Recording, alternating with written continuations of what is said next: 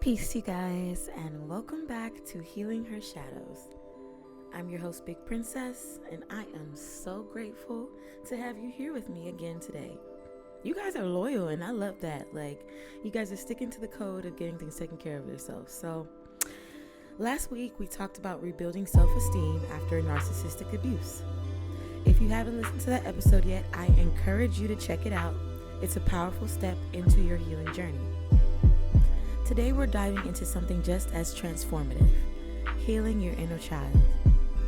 The inner child is that emotional part of you that was shaped by your early experiences.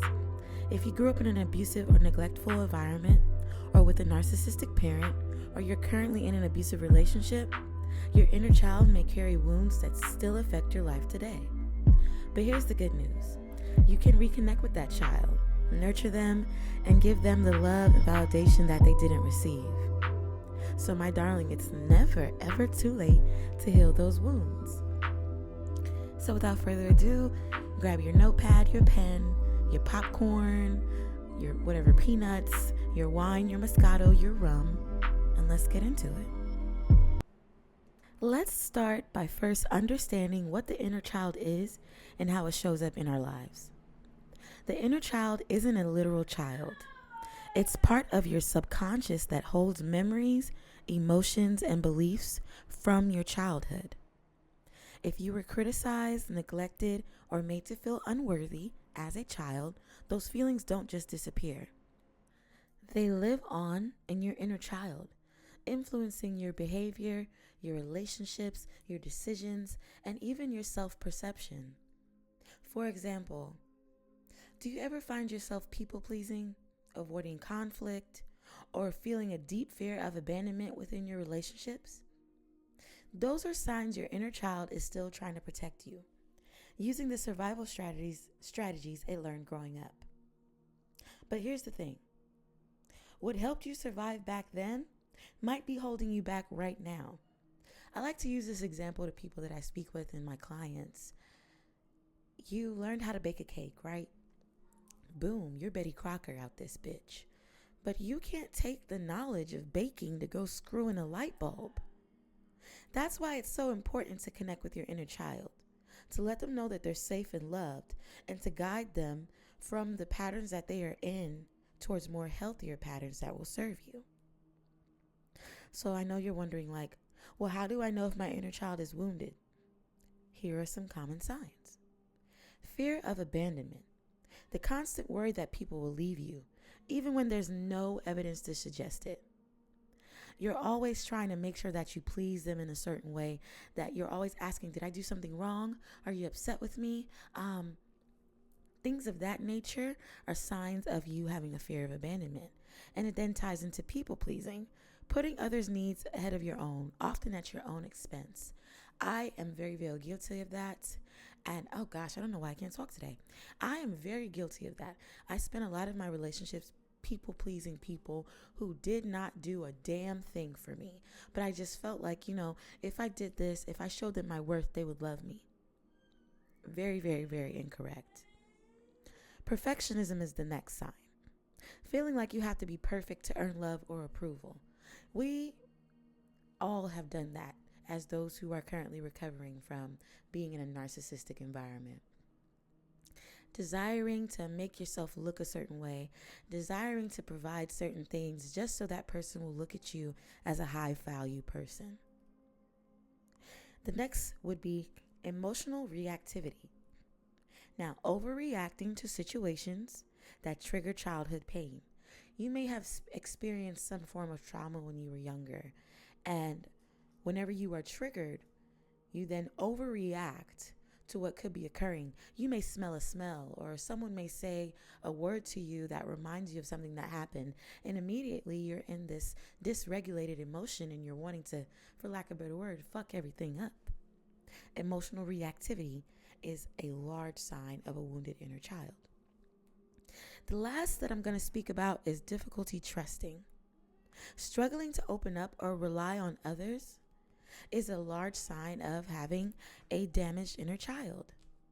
Oftentimes when we were raised in a narcissistic home, it's hard to really open up to someone about your feelings because It's only about them. If you're crying, you're told to stop crying. It's not that serious. If you're hurting, you're told to forget it. So why would you want to open up to someone else?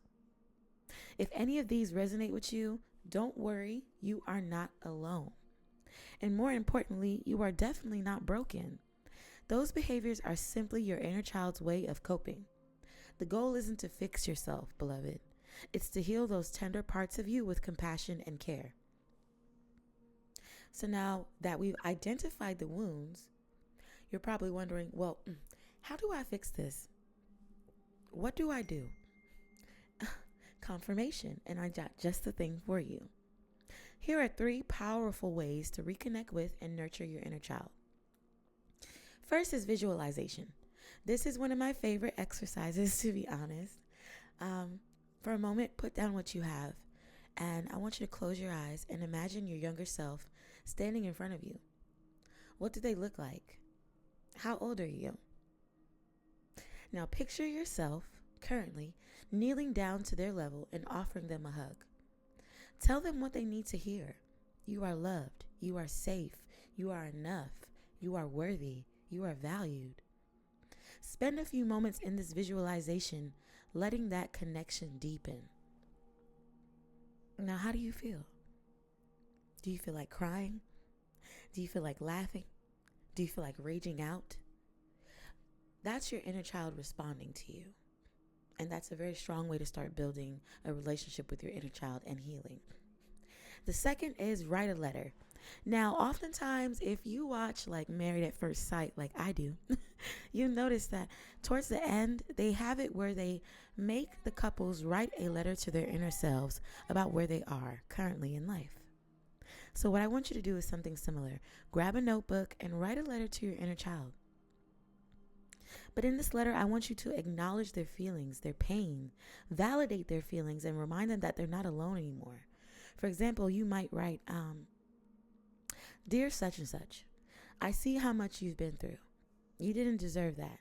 And I'm so proud of you for surviving. And that's just a start. You can tailor it to what you've been through. You don't have to go by my words verbatim, but it's the start. The third I will say is play and joyfulness. Reintroducing playfulness into your life is a beautiful way to heal. In psychology, specifically the psychology of play, it speaks about how a child learns through playing, which we all are aware of. But once trauma occurs, that then begins to be placed into the psychology of how they learn. So, what activities did you love as a child before trauma occurred? Is it drawing? Is it dancing? Is it playing outside? Me personally, I enjoyed drawing or sketching free-handedly Archie comics. I enjoyed making songs on a one-string guitar. I thought I was Bob Marley, and can't nobody tell me different.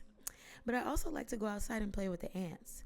And I realized with that, it showed me my love for not only larger beings, but for smaller beings of life as well. So what I want you to do is think about those things that you like doing and make time for those now. Now, I'm not saying to go to the kids' park.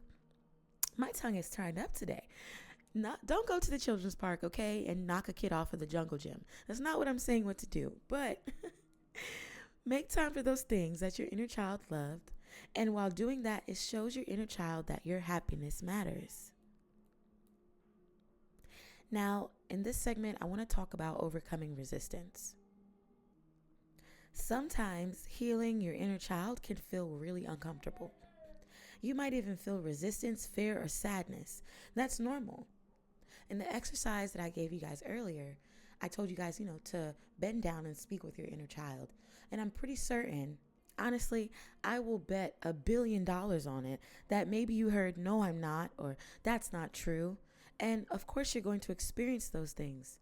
Your inner child has been buried for years. And bringing them to surface can feel very, very vulnerable. But remember, healing doesn't mean reliving the pain. It means holding space for it honoring it, and transforming it. I like to use the term transmutation because it is one of the greatest forms of science, in my opinion. Taking lead and turning it into gold. And I don't mean literal lead. I mean taking a bad situation and looking into it and turning it into something beautiful. I want to give you guys an example. It actually happened to me last night. So last night I was making carnitas and I left the meat to marinate with the seasoning that I put on.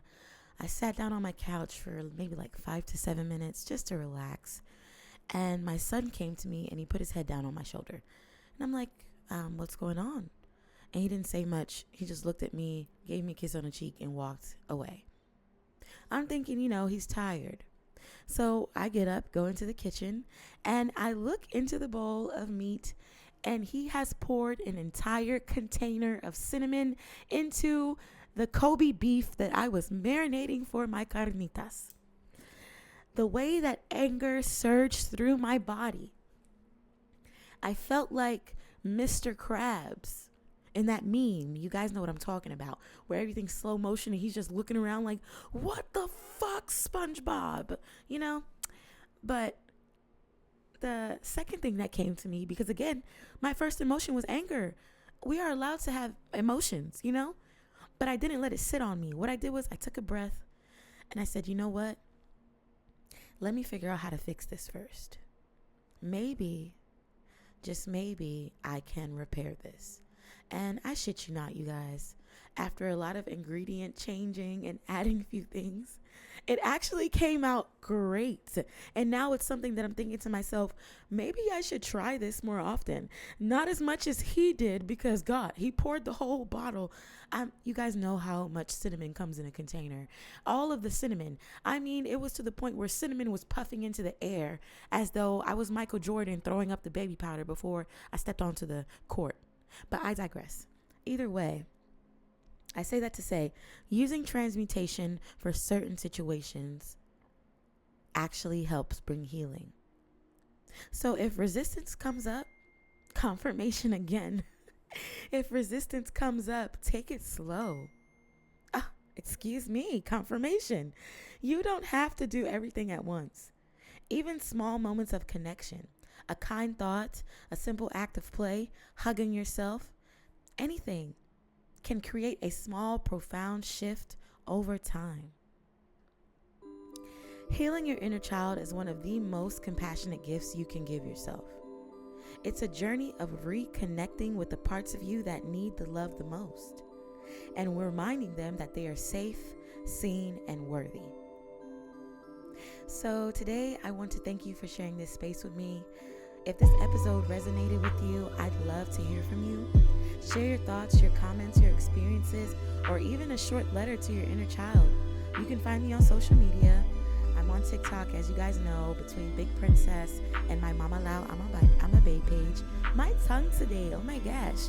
My Mama Lau I'm a Bae page. Or you can just connect with me through here via YouTube or Spotify, wherever you're listening, and just leave a comment. Next week, we're going to address a few things. We're going to address guilt and shame, but we're also going to address recognizing and breaking toxic patterns, which guilt and shame fall under. So that will be another key step and component into us reclaiming our lives and creating healthier relationships. Until then, beloved, be gentle with yourself. You're doing an incredible job and you deserve it. I love you.